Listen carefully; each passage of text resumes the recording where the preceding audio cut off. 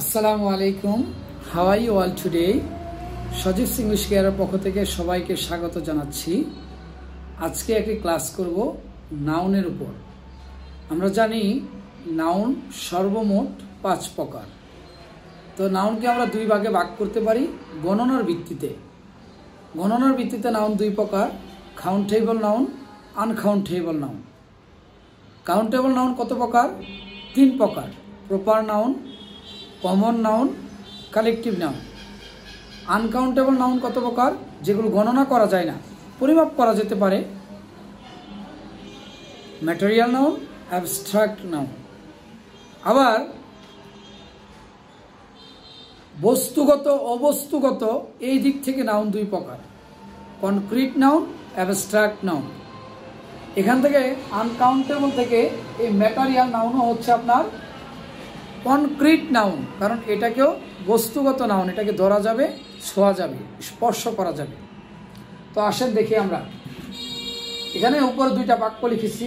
I have taken, ঠিক এর আগে কোনো আর্টিকেল বসে নাই, কারণ এটা আনকাউন্টেবল নাউন। আর I have taken a fan, এটার আগে একটি আর্টিকেল এ বসেছে, কারণ এটা কাউন্টেবল নাউন। তো এটার সম্পর্ক বা এটার ব্যবহার বা এটার ফাংশনটা আমরা একটু দেখে নিই।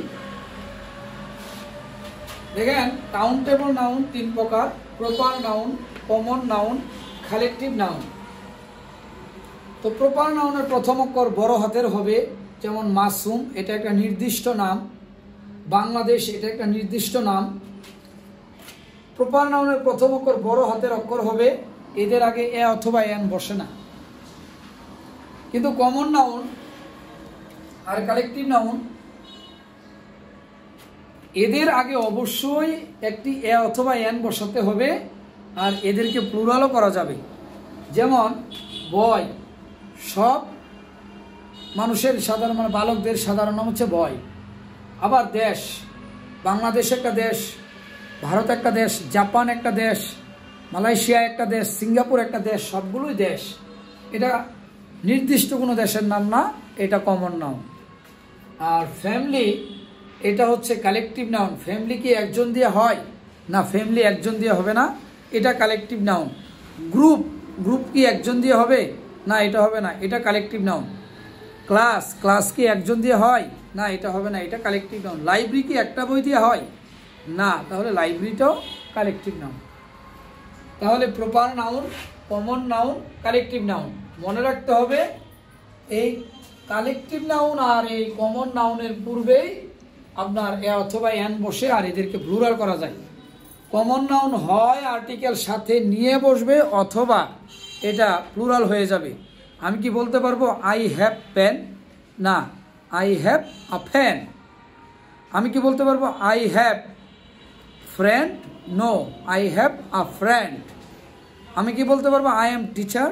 No, I am a teacher. She is a girl, she is girl বলা যাবে না। তাহলে গার্ল গোস টু কলেজ বলা যাবে না, a girl goes to college. ঠিক একইভাবে family, I have a family, it's a class. Uncountable noun, material noun.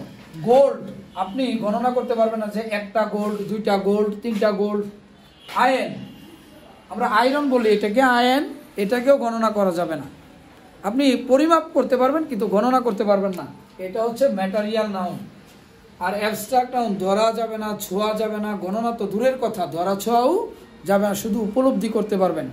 যেমন কারোর মধ্যে অনেস্টি থাকতে পারে, কারোর মধ্যে কাইন্ডনেস থাকতে পারে, এগুলো ধরাও যাবে না, ছোঁয়াও যাবে না, অবস্তুগত বিশেষ্য।